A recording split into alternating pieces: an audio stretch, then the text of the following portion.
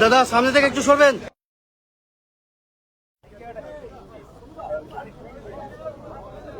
নমস্কার, এখানে আমি আদেন এসেছি, মানে একটু আগেই আমি নগরপালকে জানিয়েছিলাম আমার এখানে গতকাল একটা অনভিপ্রেত আনফরচুনেট ইনসিডেন্ট ঘটেছে।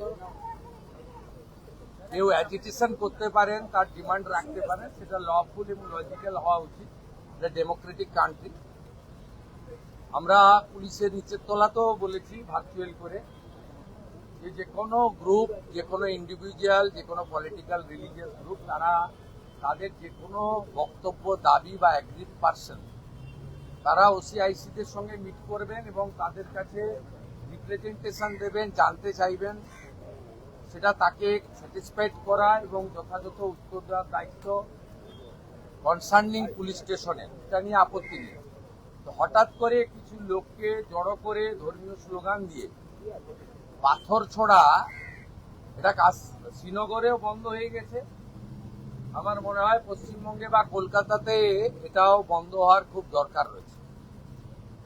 এখানে গতকাল যে আমার পুলিশ বন্ধুরা এবং সিআরপিএফ এর বন্ধুরা আহত হয়েছিলেন, তাদের নাম হচ্ছে শ্রী চিত্রদীপ পান্ডে, ACP3 ACD,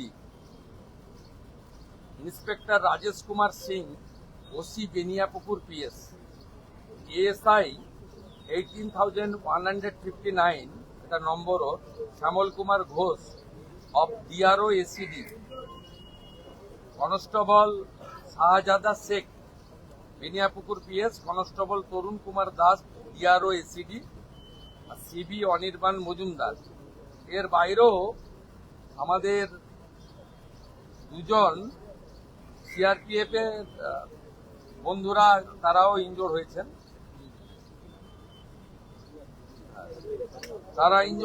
আমি মূলত এদের সঙ্গে দেখা করতে এসেছিলাম, ওদের শরীর স্বাস্থ্য কেমন আছে, ওদের ইনজুরি কেমন হয়েছে, আর আমাদের যে এন্টায়ার ফোর্স কালকে এত ভালো কাজ করেছেন, বড় ল অ্যান্ড অর্ডার ক্যাজুয়ালিটির হাত থেকে মানুষজনকে বাঁচিয়েছেন, তাদেরকেও আমি সাপোর্ট দিতে এসেছিলাম। বলেছিলাম গভর্নমেন্ট আপনাদের সঙ্গে আছে, আপনারা law enforcing authority under BNS এবং জনস্বার্থে আপনারা কাজ করবেন ভয়মুক্ত হয়ে। আপনাদের হোম মিনিস্টার তথা চিফ মিনিস্টার আপনাদের সাথে আছে, নগরপালের নেতৃত্বে এন্টায়ার ডিপার্টমেন্ট আপনাদের পাশে আছে।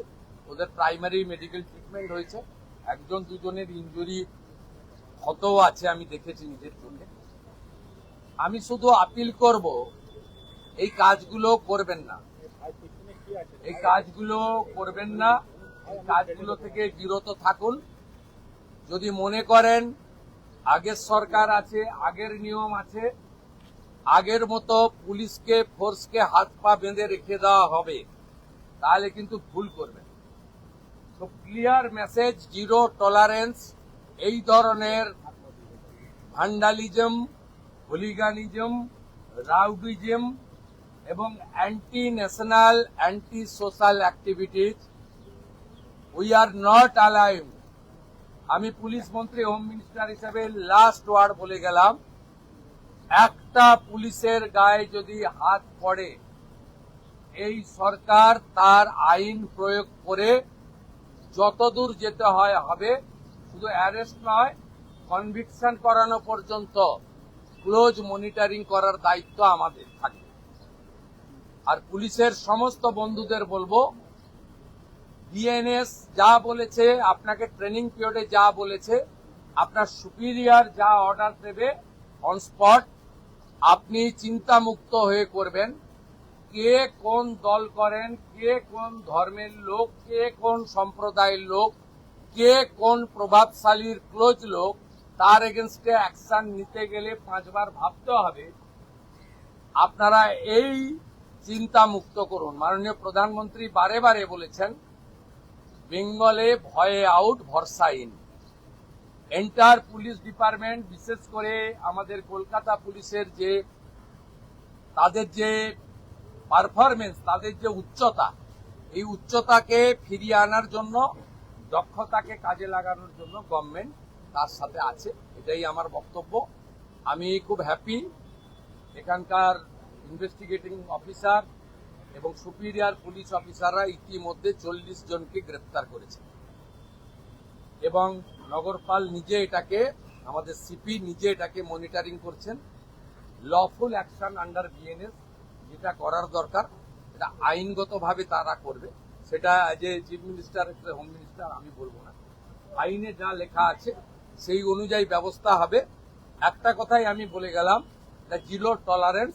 আর পার সার্কাস সহ যেখানে যেখানে বিগত দিনে এই ধরনের ঘটনা ঘটিয়েছেন, আপনারাও কান খুলে শুনে রাখুন, এটা আপনাদের শেষ ঘটনা।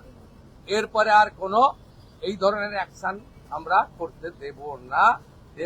যদি করেন, আমার থেকে খারাপ কোনো পুলিশ মন্ত্রী হবে।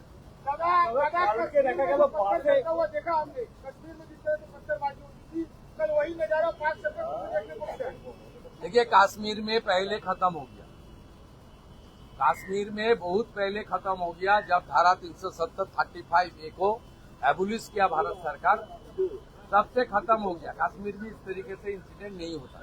बंगाल में थोड़ा आदत इनको पड़ गया था कि हम लोग को कुछ नहीं करेगा कुछ सरकार, पुलिस का अंदर भी डर का माहौल था, लेकिन डर का माहौल भाग गया। पुलिस कानूनी तरीके से करेगा। They are the law enforcing authority, they are the part and parcel of the government. Police लोग इंजर्ड होगा और पुलिस मंत्री एसी रूम में बैठ के देखेगा, ये सब दिन होती।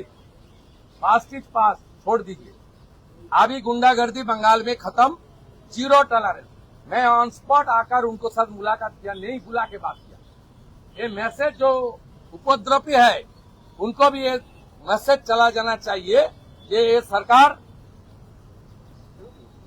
अपने कार्रवाई करेगा। ये सरकार देखना है, सोचना है में नहीं है।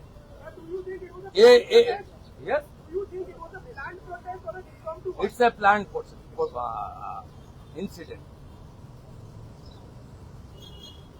because some person before incident they posted it through social media. Police is investigating. I have ever faith to Calcutta police. These officers are very competent officers. They are very skilled officers. They are highly educated officers. They are true patriotic people. The officer knows what to do or not to do.